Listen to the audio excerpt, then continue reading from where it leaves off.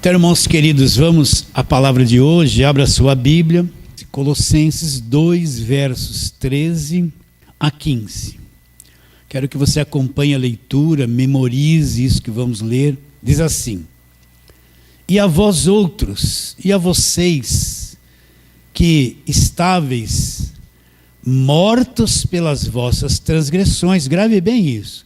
Como é que nós estávamos mortos pelas nossas transgressões e pela incircuncisão da vossa carne, ou seja, a nossa carne nunca será convertida, nunca se submeterá à circuncisão da lei.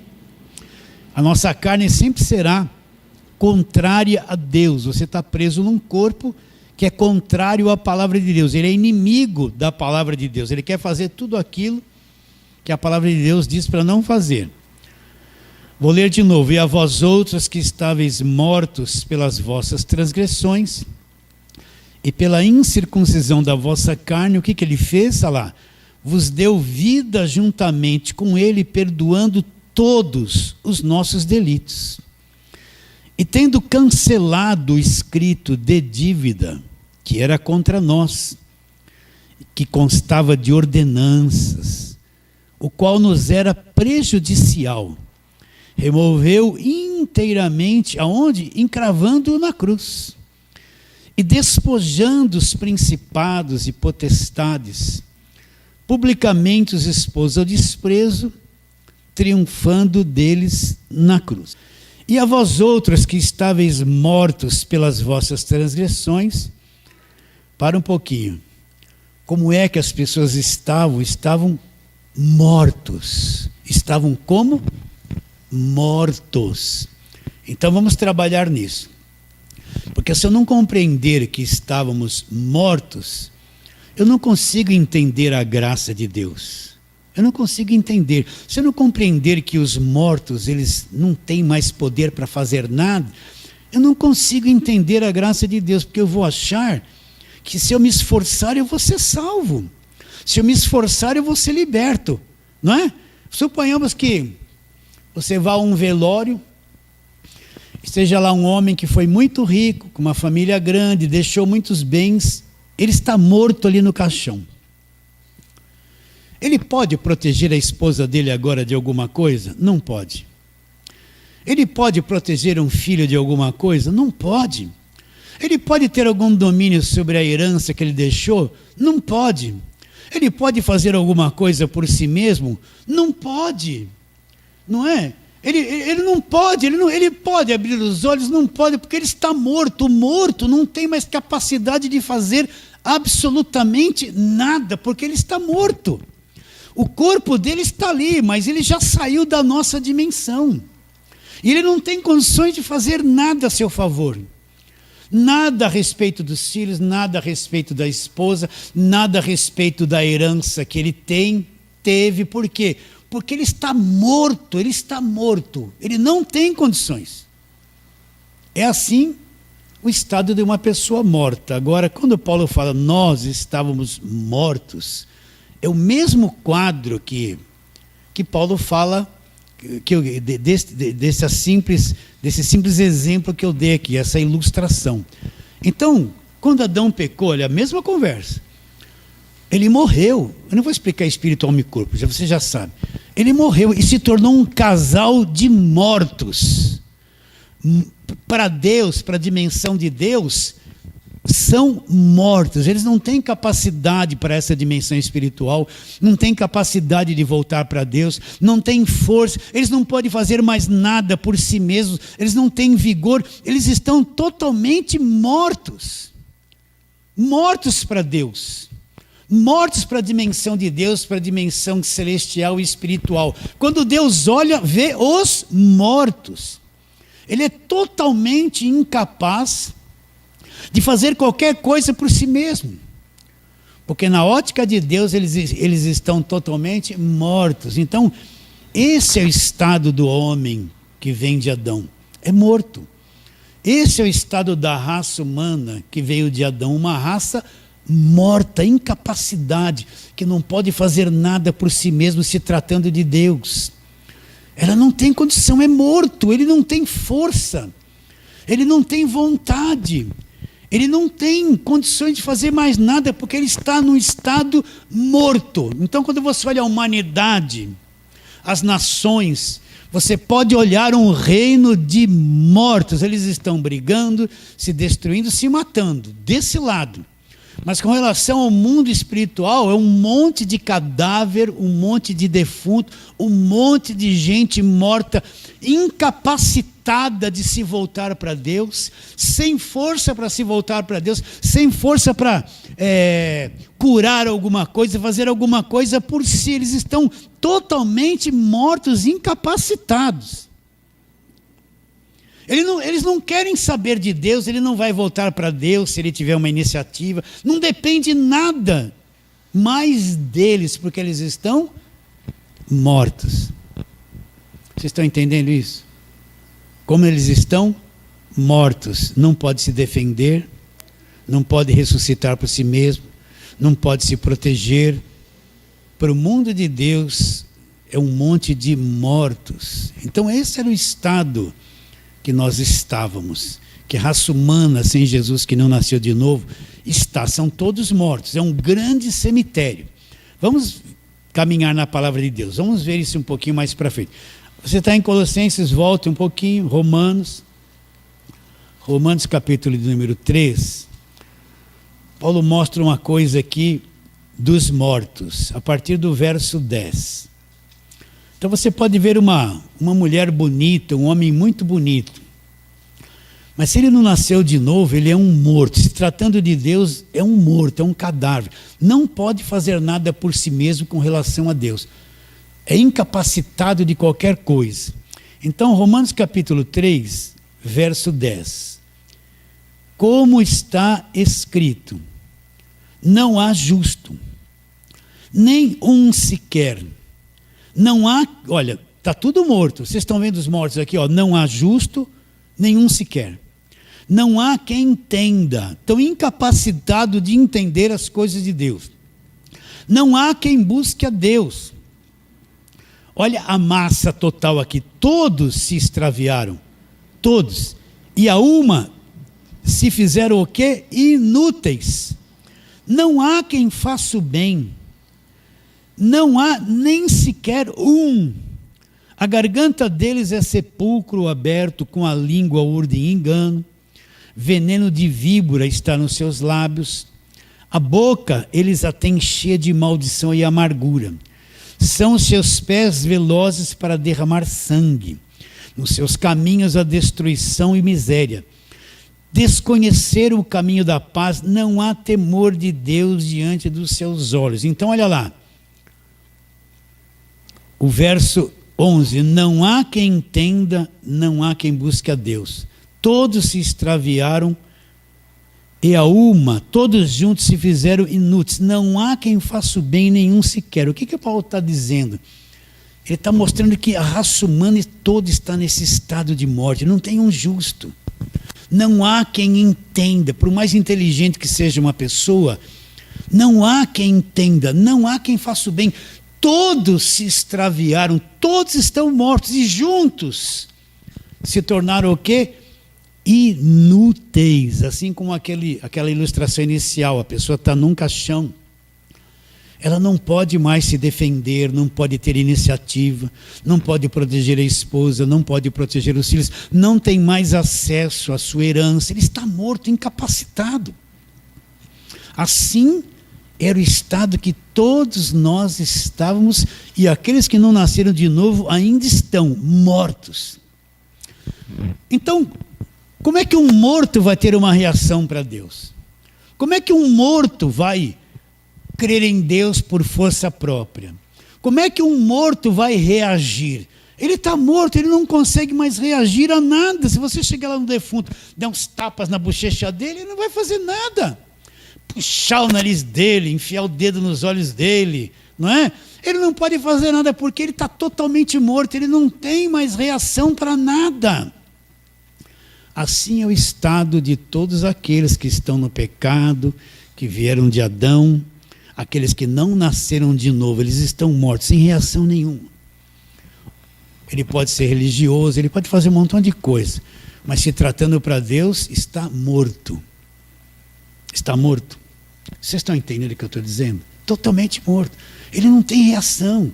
Não adianta falar assim, ó, você tem que aceitar Jesus, ó, você tem que se arrepender, olha, se esforce. O morto não pode fazer nada com relação às coisas de Deus, porque ele está morto. Se Deus não fizer a favor dele, ressuscitá-lo, acordá-lo, ele não tem condições de sair dessa situação. Está caminhando? Estamos indo? Então vamos a outro texto aqui. Efésios capítulo 2. Para a gente entender a graça de Deus, tem que entender esse estado do homem. Estávamos mortos nos delitos e pecados. Paulo vai falar a mesma coisa.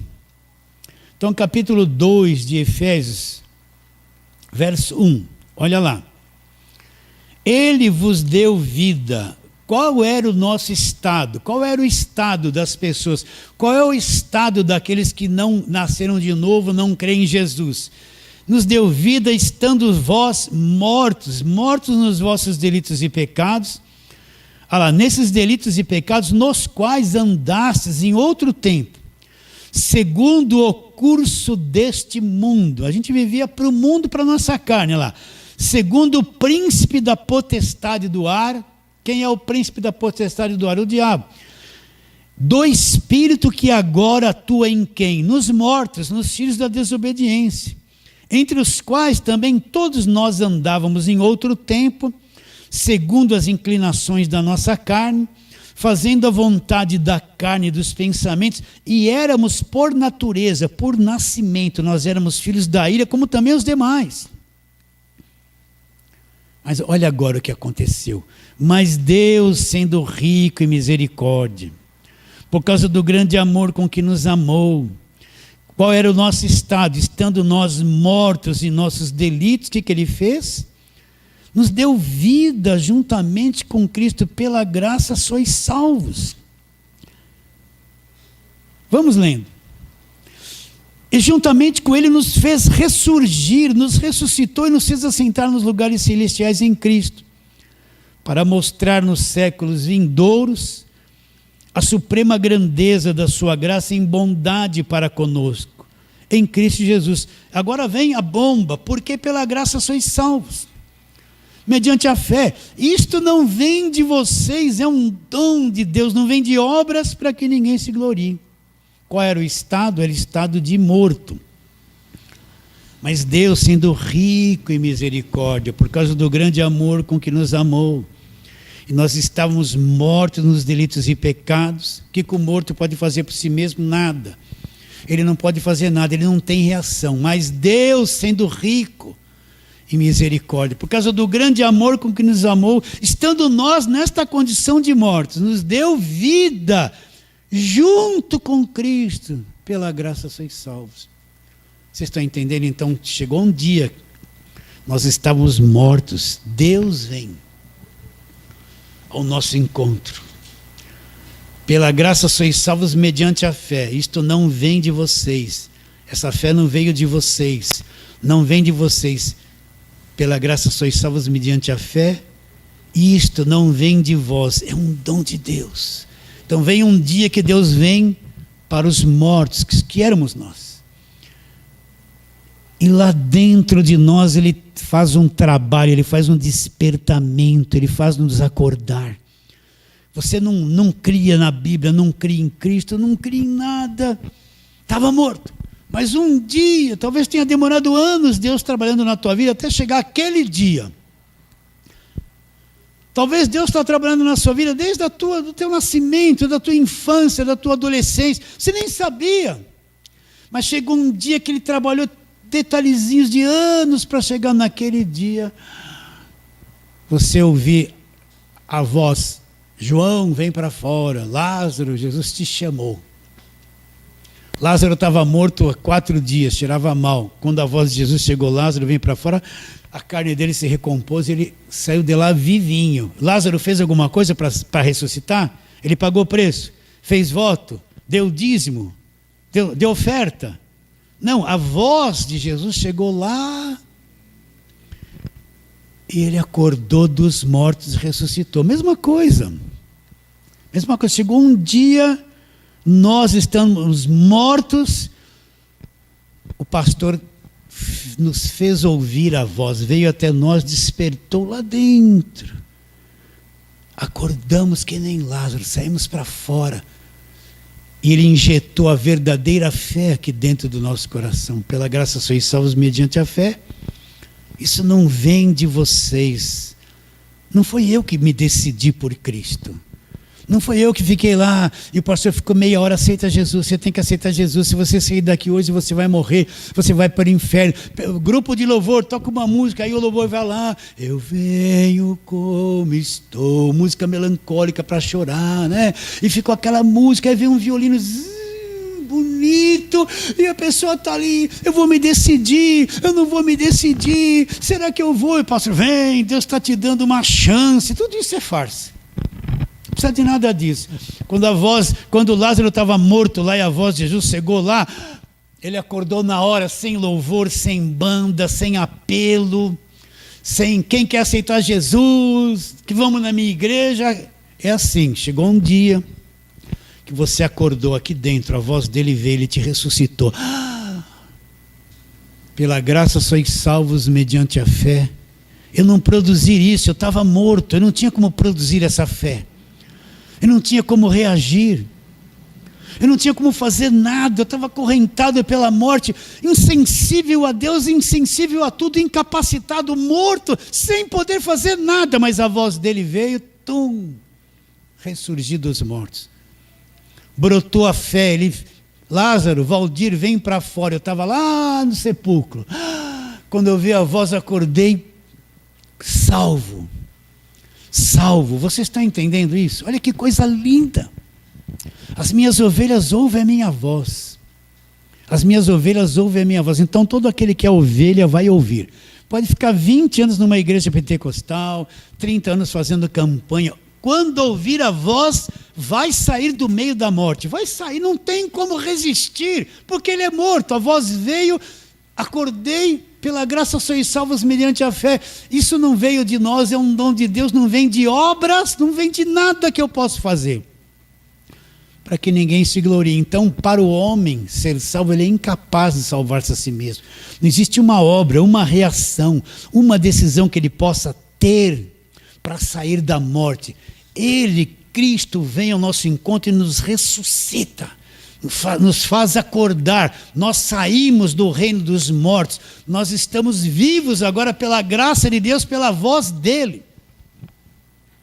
Não sou eu que vou me decidir, não é o meu esforço, não é que eu tenho que me arrepender, reconhecer, fizeram uma regra, você tem que se arrepender, tem que reconhecer, tem que confessar, tem que se entregar, tem que aceitar depois de tudo isso que você fez, mas o morto não faz nada, o morto não tem como fazer. Depois de tudo isso você vai ser salvo. Mas e a voz dele que me ressuscitou, não é isso? Quando ele chamou Valdir, vem para fora, eu estava no túmulo, aprisionado pela morte. O que eu fiz? Nada. Essa voz que me tirou e me salvou e fez brotar a verdadeira fé no meu coração.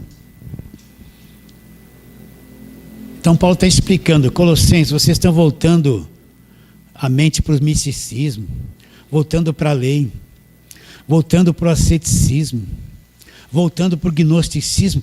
Todos vocês estavam mortos. Ele deu vida, foi ele que agiu, foi ele que fez, ele que teve iniciativa, ele que me chamou, vem para fora, e eu saí da morte e vim pelo poder do evangelho, pelo poder da voz dele. Vocês entendem isso? Sim ou não? Então, a obra é Deus que faz. Só pode acontecer isso no coração de alguém quando Deus agir. A nossa função é pregar o evangelho. A função de ressuscitar mortos é só Jesus, só Ele. Então, como que Ele vai ressuscitar? Primeiro vem a informação do Evangelho, quando vem, você ouve a voz dele vem pela informação do Evangelho. Aí você brota, e você passa a entender o Evangelho, e ao mesmo tempo entender que você teve anos preso em lugares que não era Evangelho. Era mais judaísmo do que Evangelho. Então é Ele que dá início a essa boa obra em nós. É Ele, estávamos mortos, mas Ele nos deu vida, Ele que nos deu vida, Ele que fez tudo o que precisava ser feito para que eu tivesse vida.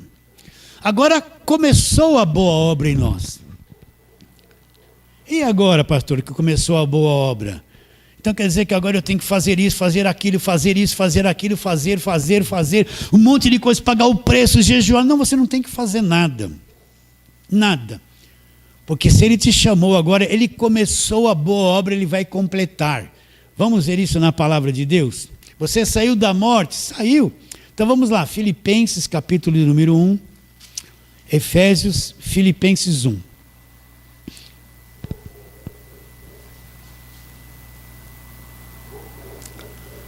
Vamos ler a partir do verso Filipenses 1,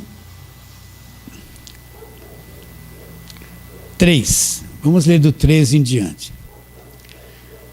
Quero que você acompanhe aí. Dou graças a meu Deus por tudo que recordo de vós, fazendo sempre com alegria súplica por todos vós, em todas as minhas orações, pela vossa cooperação no Evangelho, desde o primeiro dia até agora. Agora Paulo vai falar uma coisa poderosa. Estou plenamente certo de que aquele que começou a boa obra em vós, há de completá-la até o dia de Cristo. Quem que começou a boa obra em nós? Foi Ele. Foi Ele que nos despertou, abriu o entendimento, nos ressuscitou dos mortos. Começou a boa obra, que a obra só é feita por Ele. Aquele que começou a boa obra. Ele começou a boa obra. E quem vai continuar essa boa obra? É o meu desespero? Não. Aquele que começou a boa obra em vós, há de completá-la até quando? Até o dia de Cristo, até o fim. Ele começou a boa obra em mim. E agora começa um trabalho dele na minha vida. Ele vai completar essa obra. Enquanto eu estiver nesse corpo, tem uma obra que ele vai completando. Então ele vai começar a trabalhar na minha mente, implantar o Evangelho. Vai me dar um equilíbrio emocional. Antigamente eu queria fazer as coisas na marra. Agora eu paro com tudo.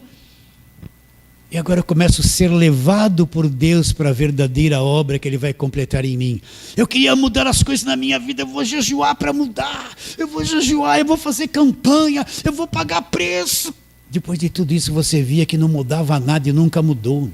Não, eu vou fazer uma grande oferta, agora eu vou para... Deus vai mudar a minha vida. Você fez, deu a grande oferta, não mudou nada. Porque é você tentando fazer a boa obra.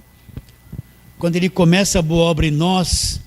Agora você precisa ouvir e aprender o Evangelho. Baseado nisso, Ele vai começar a tratar da tua mente, tratar do teu mundo emocional, tratar da tua vida. Começou a boa obra, tratar da salvação que Ele te deu. Ele vai trabalhar nessa salvação. Você só tem que crer, andar pela fé, entender o que Ele começou a fazer. Ele vai completar. Não tem como Ele não completar o que Ele começou a fazer na sua vida. Não tem como. Você entende isso? Acabou aquele peso, jugo, fica sem comer, vigília, desespero, gente mandando na minha vida. Acabou todas essas coisas. Vamos para outro texto agora, Filipenses capítulo 2.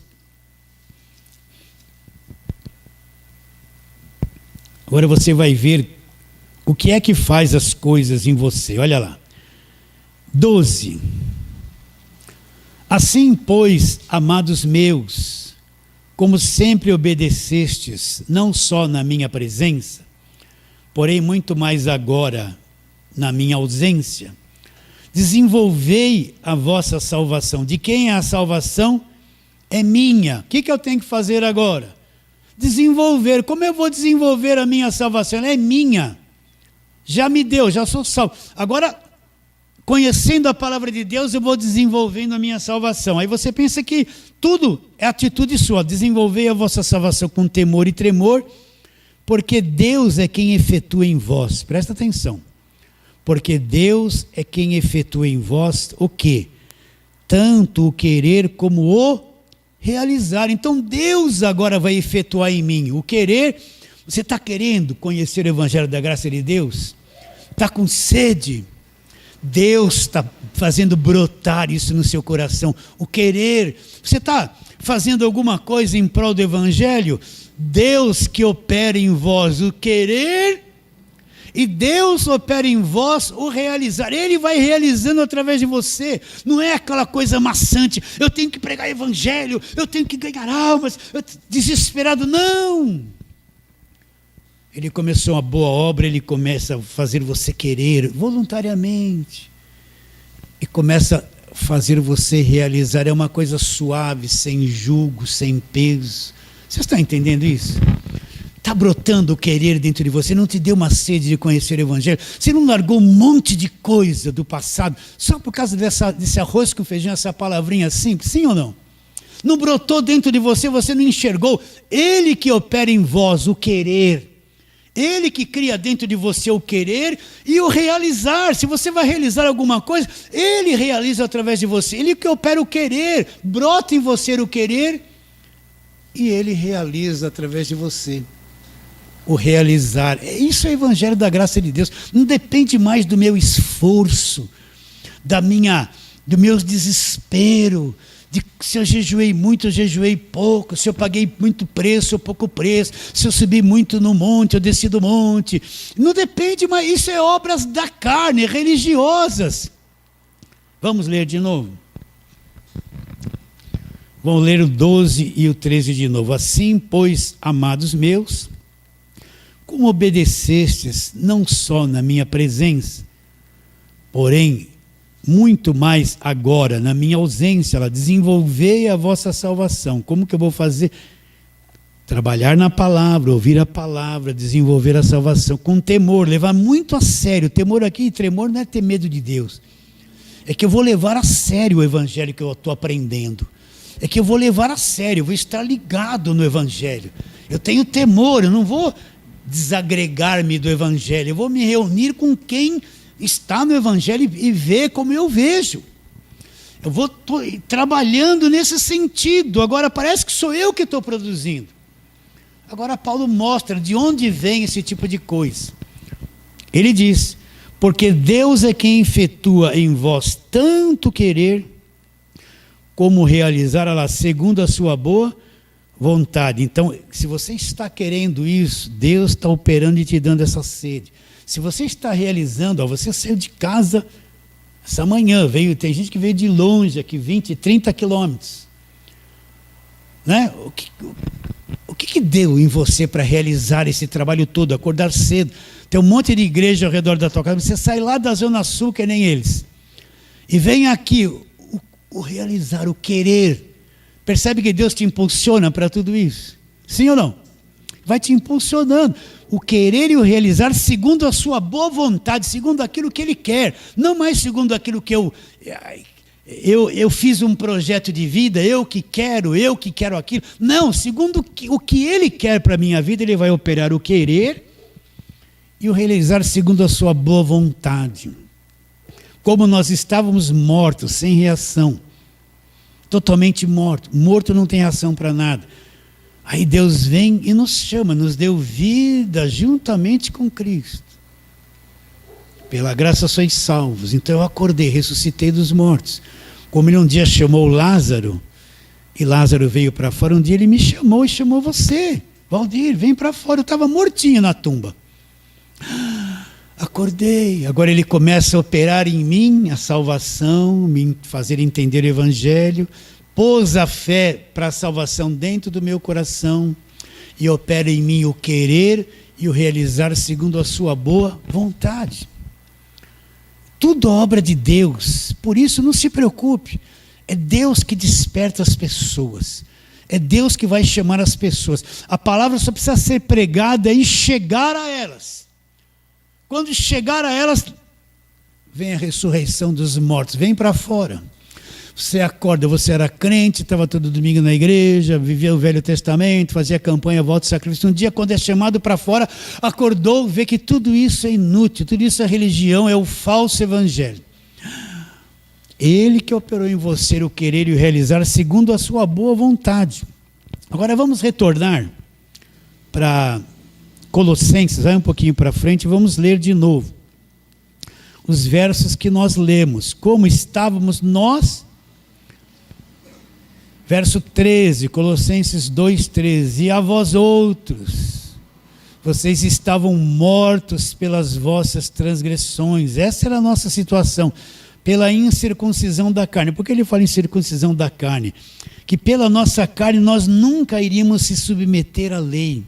A carne nunca vai estar de bem com Deus, ela nunca por si mesma vai criar uma atmosfera de paz com Deus, porque a nossa carne é contrária, o pendor da carne é morte. A nossa carne, quando eu falo carne, é a nossa natureza humana, ela sempre está combatendo Deus, sempre está combatendo o Evangelho. O que ela quer fazer tudo errado, ela não gosta das coisas de Deus. Se você gosta das coisas de Deus, é porque lá dentro de você, você nasceu de novo, o seu homem interior, porque a tua carne quer ficar irada, briguenta, ela quer resistir, ela quer cobiçar, ela quer mentir, ela quer ficar nervosa, ela quer xingar, ela quer ter raiva de alguém, ela quer discordar do parente. O marido e a esposa às vezes entram em conflito, porque a carne, um discorda do outro, e aceita isso, não aceita aquilo, e os filhos com os pais com os filhos.